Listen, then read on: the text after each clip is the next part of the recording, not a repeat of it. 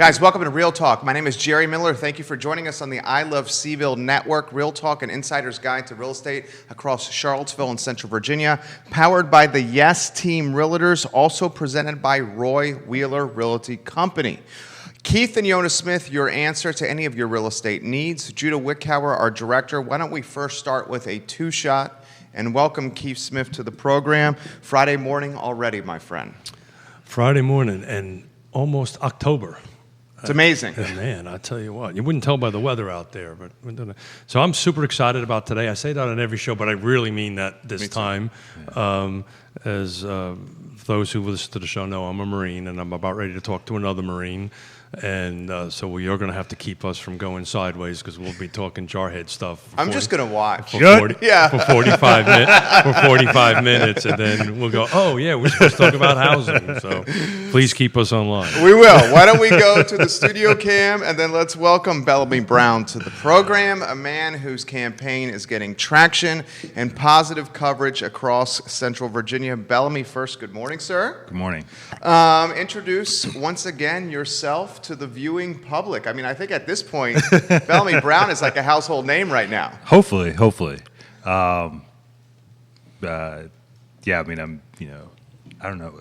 I mean, I'm from here. I am running for city council as an independent, locally, trying to bring some positive change and positive value to our community as a whole. And I'm just here to serve. And I think that's one of the things that the Marine Corps has instilled in us. And so, I just want to continue that in my civilian life and here in Charlottesville. I love it. Yeah. I was going to bring crayons, but those who don't know, Marines are noted as crayon eaters. Yeah. Not really sure what that means, but it means something. So one of the things that I would like you to talk a little bit about before we start getting into the housing. Sure. You're a local guy, right? You grow up Correct. right here on 10th and Page, right? So it's actually 12th and Rosser, but it encompasses what we call the hood, the neighborhood. We went from 13th all the way to the back of West Haven, and so that 10th and Page is in that space, and this is at the time growing up primarily an African American demographic, and so all the kids filtered into Venable, and we had Turkey Bowl every November at Venable School, and so we were just all part of the neighborhood, and so yeah. And then you joined the Corps. So my dad moved us out of here after my sophomore year of high school to Northern Virginia, and then I joined the Corps after graduating high school to pay for college from there. Got a great education from Chesty and all the other fine Marines that existed. Obviously, Chesty was gone, but his legacy still lives. Went to James Madison after that, studied finance and politics. Went back to Northern Virginia, D.C. area, and worked in accounting for several years, and switched over into financial services, and was looking to transition from the D.C. area, headed north toward Northern Virginia. Toward Delaware. And then August 2017 happened, and there was the call of service to come back home, and so here I am. I love it. I love it. And so we have a lot in common, right? Yeah. Other than being Marines. Yeah. We're both lefties. Yeah. Clearly good looking. Well dressed. Well dressed. Work your tails Yeah, off. I have a little bit more hair than he does. So I'm not gonna bring Just a little bit. By choice. I don't know about that. Facial hair. Yeah, that I can't do. All I can do is the mustache. Word of the street is this guy's a standout soccer player. Were you a standout soccer player here? No? You both have the gift of gab. I think Bellamy Brown, like we say, we're huge fans on this program here. We straight up have said, vote for this guy on this program, which has caught a lot of grief from me from the Democratic Party. But you know what? I don't even care. Let me throw this to you here. Introduce us to the campaign, the platform. What means a lot to you?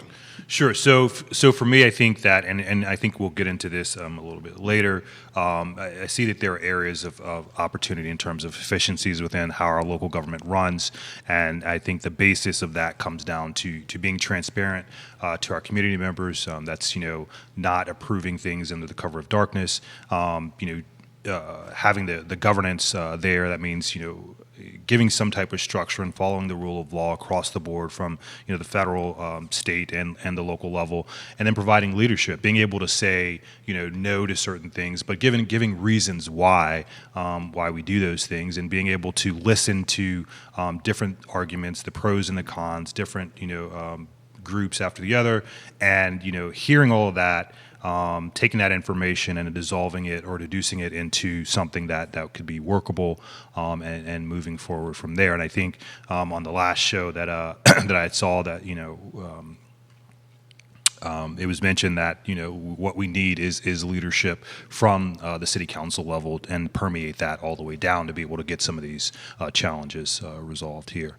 And what that looks like in terms of tangibles. So for me, it's really restoring that integrity and respect in governing. It's making our city more affordable, cleaner, and safer, and also embracing the opportunities that business can bring in terms of employment and jobs and what have you. I'm excited for him because of the business background. I'm excited for him, and I'm going to throw this to you. Sure. Born and raised in the area. I'm excited for him because self-made man. I'm excited for him because he understands the concept of entrepreneurship, small business ownership. This is a thankless job in a lot of ways. I think our friend Trip Stewart said that on your Facebook page. Yeah. And he understands it, but he's doing it for the right reasons. So those who watch the show, the Real Talk, know that I've come from this background. I've been doing this for 30-something years. I sit on multiple boards and commissions, and I'm a developer and builder, recovering, as I say. But I was very impressed because Bellamy reached out to me, and not that it's about me, but he said, hey, let's sit down and have a cup of coffee, and, I want to learn or try to get a part of what I know and impart it into him. And so I just give an example. So we did talk about it with the other candidates, and Real Talk doesn't have a dog in the fight. Sure. We're just trying to get information out. But you're 100% right. I brought it up to the last conversation with the other candidates, to bring leadership to it. Now, we as Marines understand that. Yes. We as folks that own our own businesses understand that. And I wasn't referring to micromanaging. That's not what I'm suggesting by any stretch of the imagination. Yeah. But I've been doing this long enough to know. So when you talk to city staff or county staff, they'll say, well, we need direction from the elected officials. And sometimes when you talk to the elected officials, you hear, well, we need direction from the city staff. So there's a disconnect in the middle there. Neighborhood services came up a lot, remember? Yeah. So I think I would not necessarily focus on housing, but maybe you can kind of share what your vision would be if you're elected on how you can bring these two opposing comments together. Does that make sense? Absolutely. So for me, I see the city council and the city manager relationship similar to board of directors and an executive relationship. So the city council provides that leadership, that guidance for the executive to go out and carry the mission out on behalf of those that they're serving. Here, city council is serving the community. The community brings up issues to us. It would be our responsibility to then take that to the city manager and have him direct his staff and towards accomplishing that. And if it's not being accomplished, then there obviously has to be a conversation about why it's not being accomplished and what do we need to do to get the steps taken care of. And so it's not micromanagement. I mean, he has his purview, but there has to be some leadership to say, this is what we're looking at, and we're going to hold you accountable for getting that done. Or to put a real life example on it, I sit on the Thomas Jefferson Planning District Commission and the Land Trust on that, and I just came from a job site meeting before here on Nassau Street. So I'm going to preface this statement by saying, in my opinion, NDS, Neighborhood Development Services, is understaffed and underpaid. And I will continue to say that. So whatever I'm about to say is not negative towards them by any stretch of the imagination. Sure. But it needs to be streamlined. The red tape or the roadblocks are tremendous on our end Yeah. to try to deliver that. So one of them is we received an approval for a site plan. We received building permits. We're at the tail end of it. We're trying to wrap it up. And then everybody went, oops, we forgot a fire hydrant. That's a $15,000 expense that we do not have. Yeah. So that just happened this morning. We're trying to wrap it up.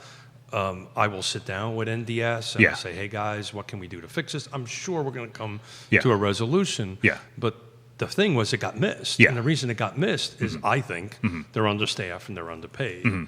So I was just wondering how you felt about that. And Yeah, I mean, I think that, that's what I've been hearing is that that particular aspect of City Hall does have some challenges, and with the staffing and underpay, those need to be adequately addressed in terms of fixing that. I think the other part is it seems to me that there should be kind of some set standard checklist for what we're going through and in terms of the basics that people that are doing projects can follow and have some sense of reliability upon. And then, as nuances come across, those are addressed ad hoc, but there needs to be some system in place for nonprofits and developers to rely upon. It shouldn't come at a point to where we're at the tail end, and especially in a nonprofit space, which was like, oh, we need another 15,000. I think that obviously puts a strain on you guys and what you guys are trying to accomplish, in addition to the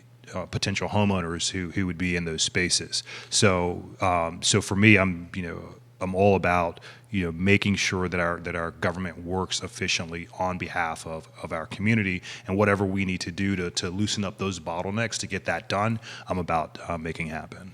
So there are checklists, and it's just sometimes it just get missed. Yeah. And how we work together as a group, as a team, to get to a end goal. One of the other problems that I've come across in my experience is the lack of institutional memory, right? Because they tend to turn over positions. So another example on this particular Nassau Street project that we're working on, so the city has a program that you pay if you're an affordable housing entity. You only pay $800 for water connection and $800 for sewer connection, versus I think $10,000, right? So it's $10,000 versus $1,600 or $1,800. They literally didn't have a mechanism in place to give that to us.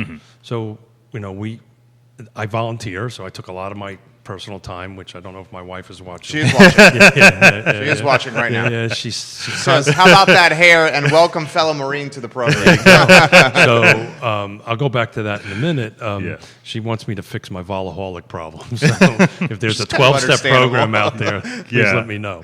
But the reality of it was we needed to take hours of our time, of 3 or 4 people, and help them through the process to get there. They all wanted to do it. They all recognized, hey, we have this, but they didn't have the mechanism in place. So fortunately, because people that I know and who I work with, we actually reached out back to previous employees that I work with and brought them back into the picture and say, hey, look, how did you do it there? And we regurgitated that and made forward. So I think if we give them more staff, pay them a little bit more money, maybe we won't have this turnover. And maybe that's an unpopular thing with budgets and stuff like that, but I think it's important if we're going to tackle affordable housing, we need to start there. That's common sense, right? I think it's a smart move. Yeah, I mean, I think it's, again, so my thing is, in building trust between the community, obviously the council has to do its job and City Hall has to do its job as well. Now, if there are things that are not getting done and things are falling, by the wayside, and compensation is kind of like an underlying driver, for that. I think the ultimate goal is rebuilding that trust and establishing that efficiency.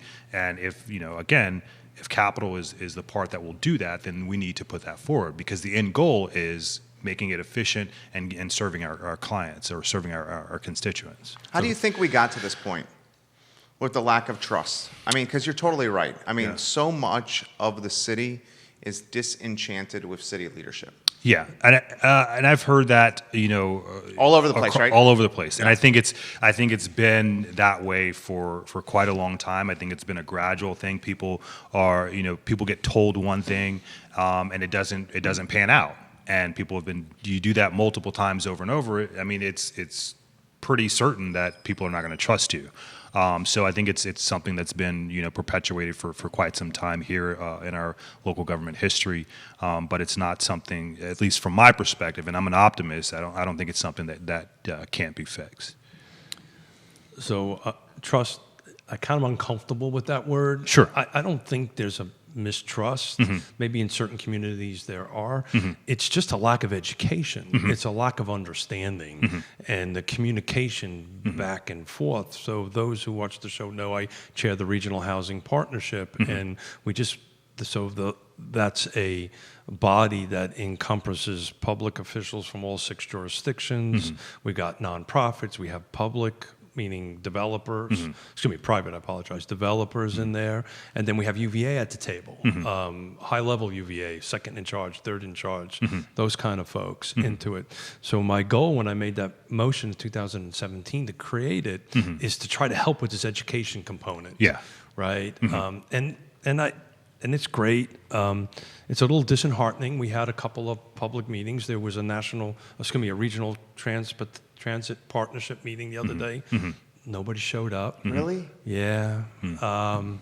Elizabeth Cromwell showed up from that Chamber. That was wonderful. Yeah. But my goal with the show and what we're doing with this, obviously promote real estate, but also try to promote education and transparency, getting people to start talking to one another. Yeah. Right? Yeah. So, I mean, you can't provide leadership if everybody isn't talking to each other. Correct, 100%. I mean, communication, I was a Marine radio operator in the Corps, and communication was the key to being effective in battle. So you can't, if we're trying to, get things done, you have to be able to communicate and have that education there. Let's relay some of the messages from the viewers. Sure. Let's thank some of the sponsors. You'll like this. Ray Cadell, he lives in Albemarle County. He goes, I don't live in the city, but I really, really like Bellamy Brown. Thanks to both Bellamy and Keith for their service to our country. Give it a like and a share on any of the streams that you are watching. This portion of the program, thanks to First Heritage Mortgage, Mike Bittrick, and his team. Yeah, Mike is working miracles for folks, and I just did a closing, it was on Monday for one of our clients, like 3.1%. Get out. 30-year fixed?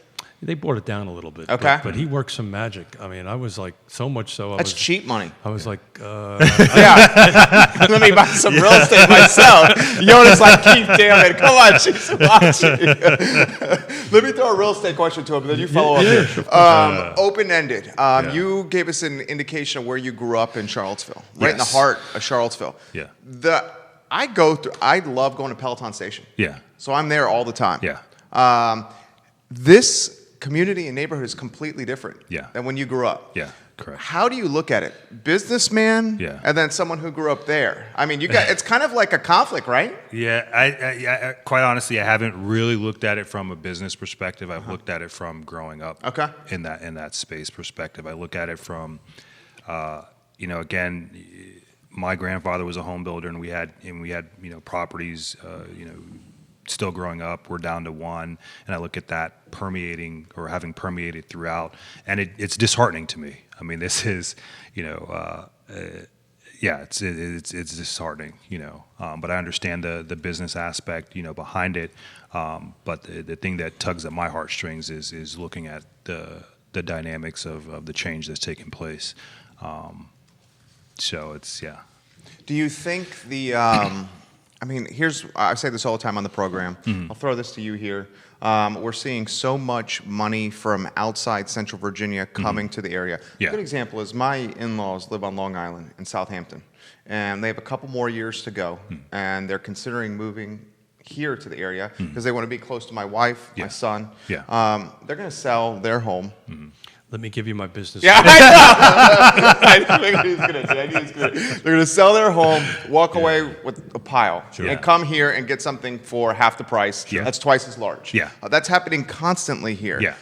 So the pressure on that is huge. Yeah, absolutely. And why I'm so active with affordable housing, and I prefer the term in healthy housing system because, but affordable housing everybody recognizes end of it. But that's Kiplinger just number one. Yeah, place to retire. My phone's been ringing off the hook. He saw that. My father-in-law saw that. Yeah. And he's already knows that, and he loves it here. Yeah. How do we stop market forces like that that are almost out of our control?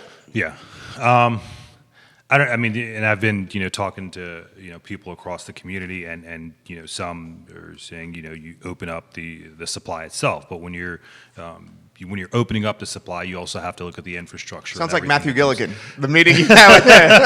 It sounds like what he likes to say, more supply. No, it wasn't when you're looking at doing that, you have to look at the infrastructure as well. So everywhere we go, we got 2 roads in, 2 roads coming out, and some of the roads are not up to par, and then you look at the transit itself, and that's not necessarily doing what it needs to do. And so having come back from the DC area where they do have a regional transit space, and things are looked at from a regional perspective, I think that there has to be some buildup, kind of simultaneously in terms of being able to alleviate some of those challenges. But I think. I don't think it's talked about very much, but the retirees are looking to come to this space because it's so it's such a nice space to be in. And when you're when you're getting a pile of money from somewhere else, and someone is looking to sell their home. Let's say, it's been in the family for 25, 30 years. It goes down to the kids now. The kids live away. 3 or 4 kids own it. Yeah. And so it's easy to get in a situation where the numbers are small, and then someone can turn it around and raise the price in terms of what they develop after that.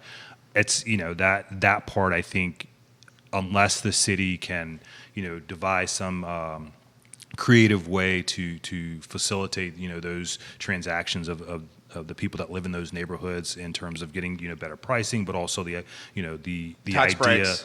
And the idea of well, maybe if we want to keep those properties within the housing stock itself, we can figure out a way. Now that's just a thought. There's not been any due diligence underneath that, but that's just been an initial thought, kind of similar to what the land trust is doing and things like that. But there are tons of ideas that are out there. It's just we got to come together to find out something that's feasible to be able to solve those issues. But the market forces are definitely a player in the game itself.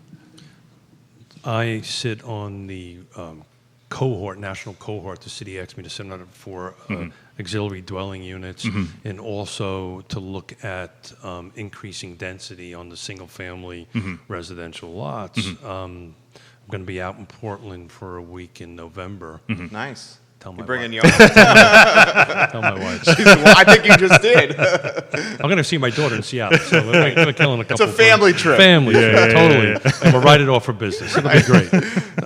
But so the neat thing about that, there's a gentleman by the name of Robert Liberty. So this has been put on by Portland State University.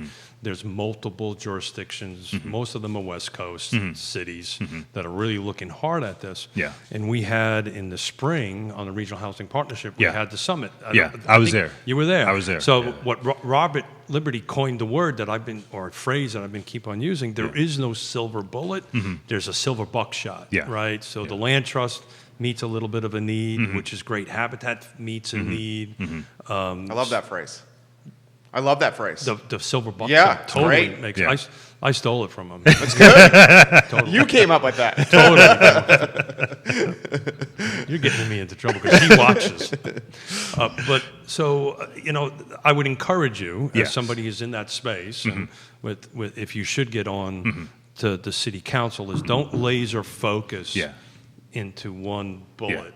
Look into the macro picture. But there's different things. Like PHA does some wonderful things. Land Trust does some wonderful things. So it's a difficult thing to learn because you got to learn a little bit about everybody to go ahead and do that. But So I'm going to put you a little bit on the spot. Sure. I'm going to ask you your opinion on something. Okay. So let's assume that the city amends its ordinances do what's called a ZTA, zoning text amendment, to change to R1 and R1S to say, hey, here's the methodology, here's the plan, this is how this works. You can now put 4 residential units on 1 residential lot like they're doing in Portland. Does that make any sense to you? Is that a good thing, a bad thing? Well, so I think if we're looking at really solving our housing shortage issue, to me naturally it's a good thing. I mean, it goes from we have 3,300 to 4,000 in housing shortage. So I mean, it's naturally you're going from 1 to 4.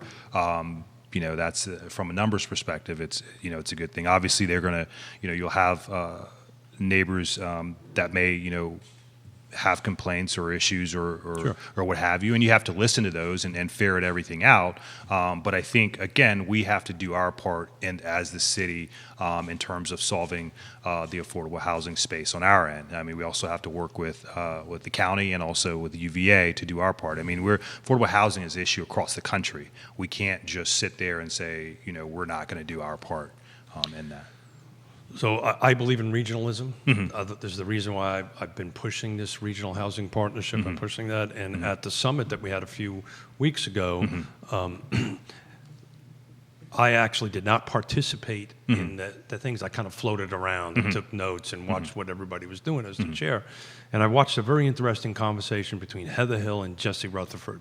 So, and everybody knows who Heather is from the city end of it. But Jesse is Nelson County Board of Supervisors. And I was watching them actually speak, and it was funny. They were actually saying the same issues. Yeah. And that they ended the conversation, and I'm paraphrasing it a little bit.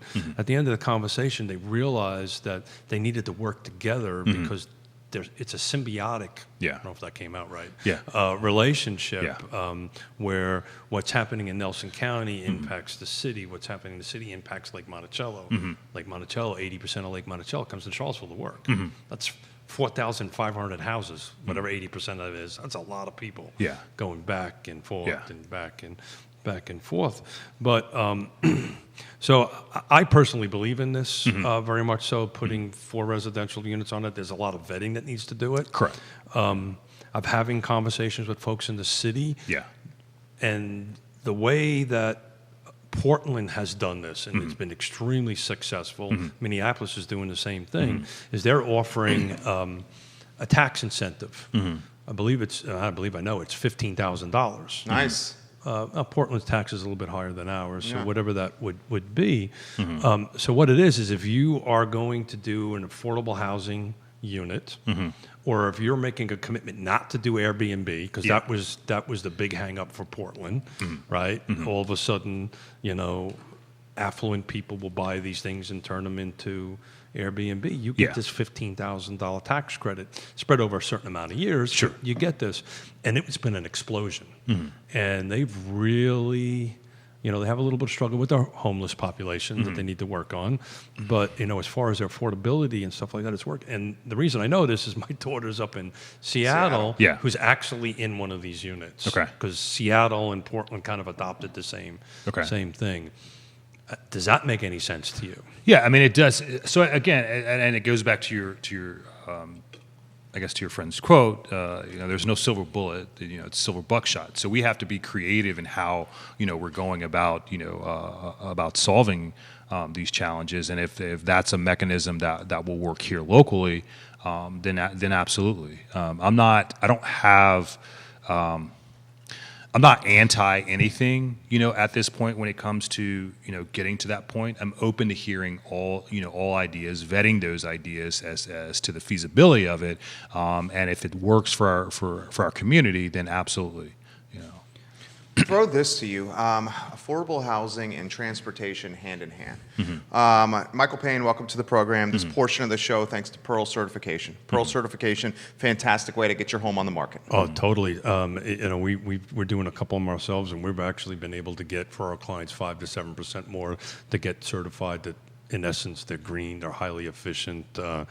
If you're in the real estate space and you want to sell your house, it's relatively relatively inexpensive. It's a $400 cost, and the return on investment is pretty significant right there. The affordable housing and public transportation hand in hand. One of your competitors in this race, Lloyd Snook, is looking to potentially make the public transportation system a little bit more robust and reliable. And he says if we do this, and I think it makes some sense, then we'll see density around public transportation follow suit. So if bus lines are more reliable, then we're going to see folks trying to live around those bus lines. My wife, who worked in finance in New York City for Blackstone, she lived in the Upper East Side. She chose her apartment because of the proximity to the subway and how quickly she could get to work. Open-ended question on this topic to you. Sure. Yeah, I mean, it's if the mechanisms are in place there, it's the same thing within DC. You know, people are living close to the subway lines. The buses run pretty frequently, but you also have the density there to absorb that. Now here, there's obviously the density issue, and it's not being there's not a lot of ridership that's there, and part of that is because it's not efficient. It's not running on time. People are late to work, and so that causes challenges. If we're going to be able to make it more efficient, then obviously we have to add the density there to make it more reliable and work in that manner. Obviously, we don't have subways here, but so yeah. We used to have a light rail. There used to be a light rail that went down Main Street. Really? When was that?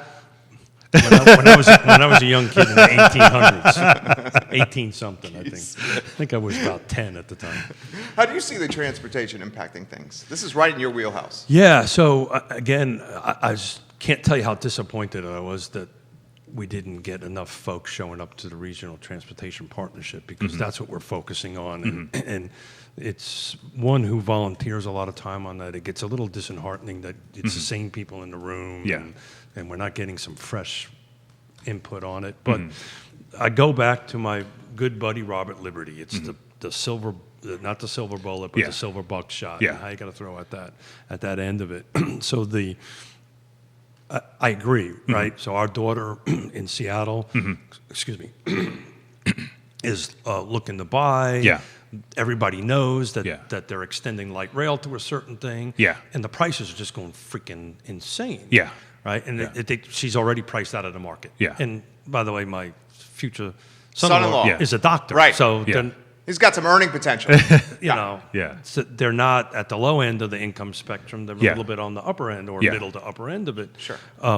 So I'm going to keep on pushing this one button on this tax incentive for affordable housing. So if we say, okay, we're going to do a light rail, which is probably not going to happen here, but if we improve our bus routes, trolleys, bus routes, whatever it's going to be, and the public starts getting to notice in this, we've got to incentivize people to go ahead and provide this affordable housing and this tax credit, in my opinion. And that's how Portland's been successful. So that's what's happened is they had a light rail extending. They offered this tax incentive, and the community is mixed now in incomes on the end of it. So I would, if you should get on the council, I would recommend that, at least from my perspective, and as long as I have the microphone, I'll probably keep on saying it. But unless he takes it away, I'm not going to take it away, or whatever. But in any event, so I would encourage you to do that. I would encourage any of the other council members that may be watching today, or any of the folks running for that seat, to think about that. It's a pretty super cool model, and it works. Yeah, I mean, like I said, I'm open to, and obviously I would need, provided I get on, I would need, some buy-in from at least two other council members. But again, I'm here to solve problems, to solve issues, and if that's one of the ways that we can do that, then I'm for it. And I think we know, and you have a young spirit, you got daughters. I mean, the millennial and younger demographic, we want to walk. We want to ditch our cars. We want to take public transportation. We want to live close to where we work and play. And I honestly think that if we improve this, and I don't want to come across as someone who's knocking cat That's not what I'm doing here. We're just thinking about ideas of how we can make it more accessible and affordable to live in the city. And if we had access to buses that were more reliable and on time, I think we're going to have cleaner air. I think we're going to have a healthier environment, less traffic on the roads, less accidents, higher quality of life, cheaper housing. I think it's a win-win across the board. I just don't understand why this isn't being emphasized even more. Throw that topic to you, because this, again, is what you do from a volunteering standpoint all the time. And again, there are really smart people in the room working on this. I just happen to be there. Come on now. I'm telling you, there's a lot of smart people in the room working on that. And I just think the more the public engages in the process, and it's hard, right? Yeah. You know, when we're having a cup of coffee, you know, again, I've been doing this for 32 years. I've been working with all the elected officials over those years for the 6 jurisdictions. To do that job right, that's a 40-hour job. Yeah. Then you got to run your business. Then you got to do your career, do your job, pay your bills. Yeah. So that's a lot of time, and it's a lot of information and a lot of education, and I might change gears up from housing a little bit. So one of the things that I've been having some conversations with,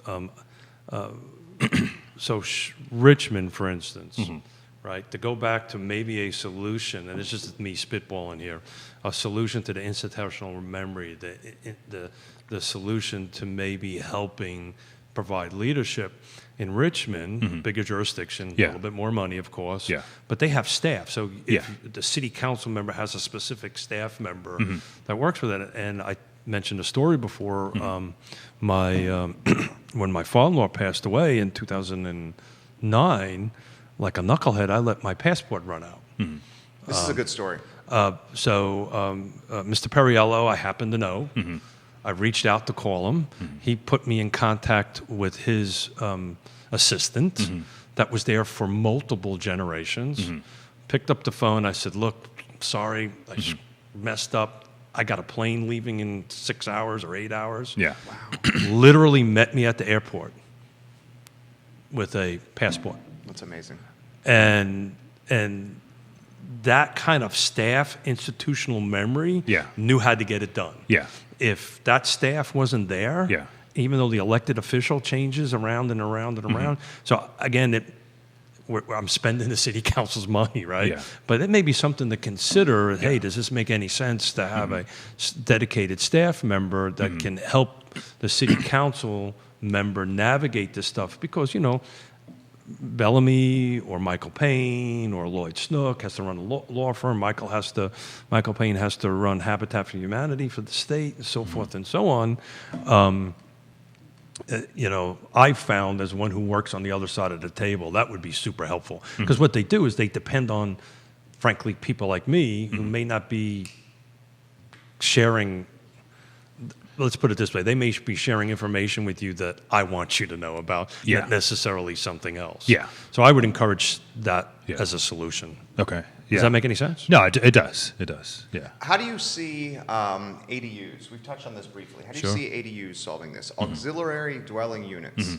And we're seeing maybe this, like a cottage in the backyard, a basement apartment. How do we see ADUs alleviating the crunch that we have? Well, I mean, so I think it's twofold. It obviously allows for housing to be there, but it also allows for the owner themselves to take in some additional income and be able to participate more effectively in the economy that we have. Again, I think it's a silver buckshot, not a silver bullet. And so that's. I see our solution as being a mix of different things that we'll have to look at implementing to get the job done. You got the CVille Weekly watching the program now. This portion of the program, thanks to Bill Tucker and Charlottesville Settlement Company. Just did a closing with Bill yesterday, and I teased him a little bit. I said he needs to come back on and finish the rest of his Janis Joplin stories. Yeah. You gave us the PG version. I want to hear the really good story behind that. And I reminded him that there's no FCC rules here, so we can really have a lot of fun. Really super great guy, and if you ever need a folks to help you close, they're outstanding. Nicely done. Sarah Hill Buczynski says, and I agree, if you build it, they will come. Yeah. That's in regard to transportation and ADUs. How about this question? And you now have John Hall watching the program. What separates you from the other independents that are running and this Democratic ticket? Well, I think I bring partly I bring a financially analytical mindset to governance here, and I don't think that any of the other candidates do. When I'm looking at, what capital we're spending, what taxpayer dollars we're spending, I'm going to look at it from the standpoint of, is this accomplishing, a positive end goal for our community? If it's not, then it's not something that I'm going to, be in favor of. So I bring that focus there. I'm a part of, all the communities that we have here in Charlottesville as a whole, having grown up here and participated with friends growing up in different spaces, be it, the Venable 10th and Page space, be it over in Greenbrier, CHS Walker, be it over in Rugby. Additionally, I think I bring, from the Marine Corps aspect, the discipline and leadership that's necessary to work through some of the tough challenges that we have here. And I think more so than any other candidate out there, I can speak to a demographic of our community, the African American community, more so than any of the other candidates. I think one of the things that I've routinely heard from the African American community is that we don't have enough stuff, for our kids to be able to grow and develop. And I think that has to be something that we need to bring back and refocus on. That was there when I grew up with regard to the Parks and Rec, and so it's just that being part of that space and being able to articulate that clearly. I don't think that any other candidate out there can do that. So I'll go back to ADUs just to make auxiliary dwelling units, just to make a comment on that. So this cohort is focused on ADUs and increasing density, and one of the key things, again, if we can get this tax abatement incentive, is what they found out. It creates wealth. Yeah. It's a great wealth creation tool. So you mentioned earlier that generational, right? That's been in. So what they've found out there is that the houses tend to stay in the family with these ADUs, right? Okay. And the ADUs were rented out for affordable housing, so they helped to solve two problems. Yeah. It actually created a solution in threefold. One is it created wealth creation. It kept people in their houses. Yeah. Right, and then it brought affordable housing into it. So it really solved, again, buckshot, right? Yeah. We got 3 little pellets. Yeah. That doesn't mean there's not 1,000 other ones that go ahead and do that. It seems like a no-brainer, right? There's, and not to get over technical, sure. I had a meeting up in D.C. recently with the D.C. team, and there's a lot of technical struggles with it, right? Water and sewer connections, how do you physically get there, but that end of it. But as long as everybody's willing to work on it, I think you can get there. Yeah. I'm going to pivot from housing on you a little bit. I know we you just got someone's vote here. We got Steve Henderson on the feed watching. This is the first time I've seen Bellamy Brown on air. You're very impressive. You have my vote, sir. I live in Belmont. I will be sure to cast my vote for you. Well, I appreciate that, Steve. So pivot from housing. Sure. A little bit. How do you visualize if you should get on the city council, how do you visualize fostering the relationship between Albemarle and Charlottesville? That's a big thing, right? Yeah, Any thoughts on that? Excuse me, before you answer that, and again, I'll pivot back to housing because that's what we're about here, is how do you see that might helping housing? So for me, I mean, obviously I've been more entrenched in developing relationships here in the city itself. I've met some of the supervisors at the regional housing summit that you held. Talked to them briefly.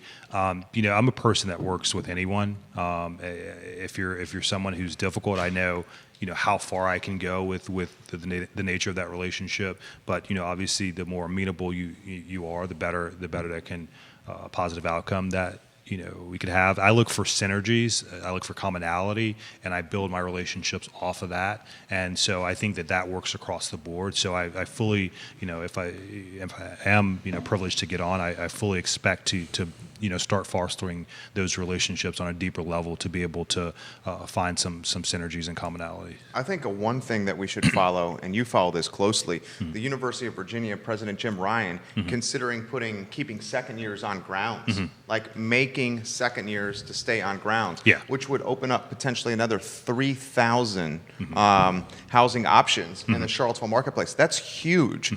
What are your thoughts on this? I know some of our clients in the landlord space, like the big time guys, they're terrified of this, because they're concerned this could impact their bottom line. How do you see this impacting Charlottesville in totality if second years are required to stay on grounds? Well, so and I thought about that because I had heard the same comment as well. So I mean, I think the demand is at a point to where I don't think the landlords will necessarily be, and this is just thinking off the top of my head, I don't think the landlords will necessarily be inhibited from that, because you have this demand of people wanting to come in. So you can still, you're saying demand's still there. Correct, significantly. I mean, that's part of the challenge that we're trying to solve right now. And then from the community perspective, it would take a lot of the students outside of the community and open that up in terms of the housing space itself. Now, I could be wrong, and I'm open to being told that I'm wrong, and with factual data and what have you. But that's the way I initially see it right now. So I was asked to sit on a blue ribbon panel that President Ryan put together as the chair of the Regional Housing Partnership. And I would encourage anybody who listens and if you can attend, our meeting's open to the public. It is a public body, the Regional Housing Partnership. We've literally had this discussion the other day. I'm super excited. I've been for 10 years trying to get UVA at the table to have part of this discussion. I clearly can't go into too many details, but they recognize this. They've engaged in this under President Ryan's leadership. And when I use the word leadership, that's kind of the leadership I'd love to see at the City Council. I know it's a little different because he's the president. The corporate structure is a little different. But he's providing leadership and he's bringing community members in, and he's really trying to say, okay, what role does UVA play in this? Absolutely. And what role can UVA help with the thing? That is just a huge thing to happen. I mean, the 30-something years I've been living here, that's huge. So I would share that it's... Do you think it's a good idea? Second years on grounds? I was on grounds in Lambeth my second year at UVA. Yeah. I kind of agree with Bellamy. The market forces are coming. They are. I personally, I don't think it's going to happen. I just don't think that UVA wants to be in the building. The landlord game? Well, they are, but I just don't think they want to be more. But that's just my guess. Yeah. I have no other information on that at this point. But even assuming it happens, right, what's just going to happen is, the retiree is going to go, hey, I'm going to buy that house. So it's... I just don't think it's going to have a big impact. It may impact the people in that space, right, in that end of the thing. And they're smart people, and they'll pivot, and they'll come up with another plan, and they'll do very well. You handled, let me throw this to you. You're on the front page of Daily Progress, okay? I think I know this answer, and I think I know what your answer is going to be. Sure. The Democratic Party seems to be very nervous about Bellamy Brown and Bellamy Brown's campaign. You're gaining market share, you're gaining traction, and strong momentum. We're about a month and change away from the finish line. First part of this question is, what did you make of that? The second part of the question is, I want to applaud you about a social interaction that you had with Mayor Walker. You know the one I'm talking about here. You handled it so well. That interaction almost seemed like it was like a trap trying to be had. And you're like, nah, I don't want anything about this. Democratic Party, Bellamy Brown, and your campaign. Well, I think I think when you boil it down, I mean, people are responding in a positive way to the message that I'm bringing here.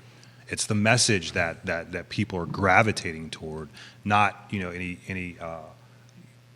It's the message itself, and it takes care of itself. People over party. Yeah, and somebody else could provide the same message, and I believe that they would have the same traction that's there. Now, I understand that there are I guess, party rules and what have you, and that's, at the local level, I don't think it's really necessary. Right. And I think that we're here to do the non-sexy stuff, fix potholes, solve challenges for our community, and move forward from there. I think that from knocking on doors and talking to people, there's a dissatisfaction with how the party has been run in and of itself.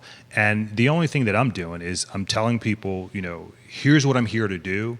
Either you like the messaging, either you like what vision I'm setting forth, or you don't. I don't think it's rocket science or anything. So, I don't get too concerned about the party's concern about me. At the end of the day, it's going to be the voters who are going to decide what type of leadership that they want. And if the party isn't presenting that, then that's not my problem. That's the party's problem. So. And I'm going to say this. You're not going to say this. This is coming from me, okay? This is a Democratic stranglehold community. Yeah. And the Democrats in Charlottesville, under their leadership, we have seen the African American community in Charlottesville go from 50% to under 20%. The numbers speak for themselves. I'm going to leave it at that right there. So if you want change, maybe change undoubtedly comes at the polls. We have about 5 minutes left. I don't want to run the gauntlet. Well, before I do that, Yeah, you have some gauntlet questions? No, I need to chime in on that. I'm personally a little uncomfortable about the Democrats and Republicans and independents about that whole discussion. I just kind of want to get that out there. Yeah. But that being said, I've been sitting on this side of the table for 32 years with elected officials on the other side of the table. And I believe it was Heather Hill that said this, and I may be wrong, but I've been saying this for 30 years. Local politics should be devoid of party. Yeah, it was Heather who said that Yeah, it in was the Heather. article. Yeah, And, it was Heather, yeah. and I've been saying that for 32 years. Yeah. I don't, It's about people. unless you're going to put the title United States Marine on it, we shouldn't. That's right. We shouldn't be doing 100% agree. title on it. So I needed to get that out. Yeah. I don't. Everybody who Yeah. is running for this seat Yeah. is doing the best that they can Yeah. and want to bring their vision. It's what I want to do with this show is to bring the candidates on so they can share their vision and let the public make the decision. But personally, I think we should be devoid of party at local politics. Yeah, absolutely. And I think it gives you have more alignment with the community and what the community wants as opposed to what the party platform wants. And that's what I'm here to do, is to bring what the community wants. There's a dichotomy between what we see in the press, what we see at City Council, versus what the community is actually saying when I'm knocking on doors. And there shouldn't be that way. If we have the party that's supposed to be, running this area for some time, and there's a disconnect, there's something significantly wrong with that, and that shouldn't be. Yeah. This seems like this is so common sense. I mean, so clear cut to me. I just don't understand why we got into this position. This portion of the show, before we get to the gauntlet, thanks to Tao Insurance. Yeah. So again, Z's saving me money, man. Go to Tao. I mean, we saved, I think, a couple $100 on our. Also, my insurance Yeah, provider. sure. My Yeah. wife, my family, and the company vehicles. Also, thanks to Roy Wheeler Realty Company. That's right. So I know you've got an event that you have to go to Yeah. real quickly. So we're going to put our books down, or our notes down, Love this part of the show. right? And we're going to have a little bit of fun. We just went this whole heady, Democrat, no Democrat kind of thing. But we're just Now we're going to humanize them. we're gonna get a lot of fun. So You go first? Take a sip of your gin. You good? He has water. It's good gin. It's good gin. Well, What's your drink of choice? Do you have what? Let me ask him the first one. What is your relaxing beverage of choice? I'm versatile. I mean, I don't do gin. I don't do gin. I don't do tequila. Everything Okay. else is fair game. There you go. What do you got, Keith?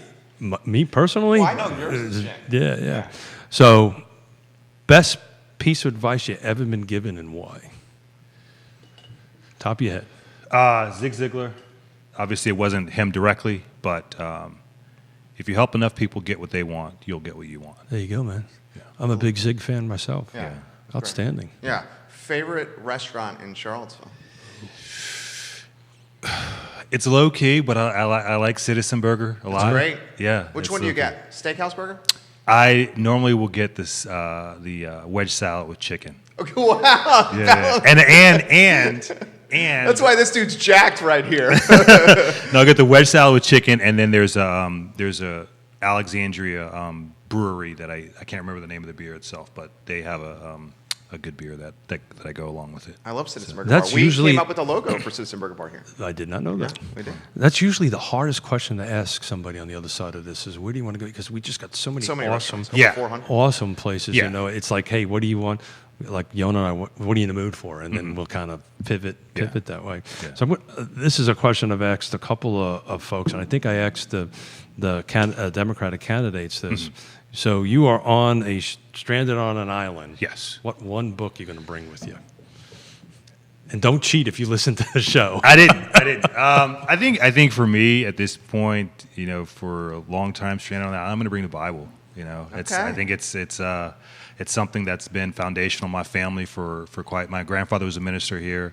I grew up in that space. I've, you know, through life struggles, it's, you know, kind of guided me in some pretty solid direction. So, yeah. How about one more each? So I would, just a quick response to that. It's pretty hard to beat that. Yeah. Right. It's tough to use the answer that you're about to give. Right? But in a way, it could. I know what you're thinking. Yeah. So mine would be a survival manual, Right. but the Bible could be a survival Yeah. manual. So Yeah. so there you go. But I would grab a survival manual. Yeah. Well, I mean, the Marine Corps drilled that in us. I mean, we're, you know. Yeah. How about this? Last one for me, and then fire away to you. One of our viewers says, is it Port City Brewery from Alexandria? Yes, that's what it is. Yeah, Port City Brewery. That's from Yeah. your boy James. Oh, that's my brother-in-law, Yeah, James. James Watson, great people. All right, my last question here, and we're mindful of his time. Favorite brewery and winery in the area? That might be the toughest question you have today. So I like Keswick Vineyards, but I also like Jefferson as well. I'm partial to Keswick at this point. And then the favorite brewery, I've had Reason Beer. I haven't been out to their establishment yet, but I've had the beer, and I would say that I'm partial to that. Okay. Well, more for you, Keith. No hate on Hunter Smith, by the way, at Champion. Champion's great. They're all good. Yeah, they're all good. Yeah. That's a difficult thing, you know. Yeah. It's just so many awesome places. Yeah. So I'm probably going to ask you a question that nobody else unless somebody else been the same place you and I have been shows up on the show. Yeah. So those who know Marines, we're a very unique breed. Yeah. We have a love for one another Yeah. that transcends everything. Yeah. You know, I've had my hiney saved by a bunch of guys before. I'm sure you have too. Yeah. So you just have this whole love for that. Yeah. Do you miss the Marine Corps? Absolutely. Yeah. So yeah, and I was just thinking about, you know, even running the campaign, even doing some of the stuff out here, I was like, you know, life was so much easier in the Marines. It's just because you knew what to expect, you knew what you could count on. When I hear helicopters flying over, I immediately just go back to you know, being on Lejeune, and I still have guys that I you know, I'm in contact with on a regular basis. It really is. I don't know. It's a brotherhood. It's a sisterhood. You know, across the board, and we are definitely a rare breed. You know. So there's not a single day that I don't think about the Marine Corps. There's not a single day that I don't miss it. Yeah. But I needed to make it a choice in 1986. Yeah. Do I love this beautiful woman that I've been married to? For Yeah. 33 You made the right years? choice. Yeah. Well, I love the Corps. Yeah. The Corps, and Yeah. I kind of got both, right? Yeah. So Yeah. I've got my beautiful bride, and Yeah. I've got the Corps that I still love. Yeah. And to talk about and I know you're burnt for time, but I just want to talk about, to those who don't understand the special bond that Marines have. Yeah. We'll leave names out of it. Yeah. I got a buddy I went to boot camp with together. I got a buddy I went to Marine Security Guard together. Yeah. We went to Pakistan, Bulgaria, Yeah. Beirut. Yeah. Got our butts blown up and shot. Yeah. He's having a little bit of tough times, and he's living with us. Yeah. Yeah. To help him. Yeah. Not end up as a statistic. Sure. If everybody knows what I mean by that. No, absolutely. I mean, I've had you know. And that was a phone call. Yeah. And done. Yeah. No questions. Absolutely. Don't ask why. Absolutely. I had a buddy in the same space. He's actually in the New York area, having a rough. Our unit has a private group on Facebook. Put it in. You know, he posted there, called him up immediately, and you know, I mean, that's what we do. That's what it's about. You know. So even though you and I look a little different, Yeah. I'm working on my tan. but we're brothers. Yeah, right? absolutely. No matter what happens, Absolutely. we're always brothers. Absolutely. This So- show, fantastic. Carl Brown, one of our friends, he's Yeah. watching right now. Yeah. He says the proof is in the pudding, the magic is in the work. Yeah. It's only about the people. It Love some is. Carl Brown on It this is 100%. That's what it's nothing. None of this is about me. I mean, I can go anywhere and sit privately and take care of myself. This is about serving everyone else. This is about serving the people that I've grown up with that haven't been able to take advantage of some of the opportunities that I have. And I think when we focus as leaders, when we focus on doing what's right by our community, when we focus on doing what's right by the people, then we're doing our job correctly. Nice answer. Nice answer. We'll wrap up. Jonas Smith says, Keith, hold on to your passport, please. Literally just said that. Bellamy Brown, independent candidate running for Charlottesville City Council, November 5th. Yeah. Vote, vote, vote, vote, vote. Yes, please. Please vote. This show, powered by the Yes Team Realtors, we will syndicate the program for 30 days following today across the I Love CVille Network. 17 Facebook pages, 17 Twitter accounts, the third largest Instagram in Central Virginia. Of course, on iTunes and on ilovecville.com. If you need a real estate agent or some realtors, Keith and Jonas Smith and the Yes Team Realtors. Guys, it's Friday. Yeah. Have a good weekend in Charlottesville, Virginia. Take care. Absolutely. Dude, per usual, you crushed it. Thanks, Willis. Hey, everybody. Good job. Yeah, man. We'll get a picture real quick. We'll get you out of here.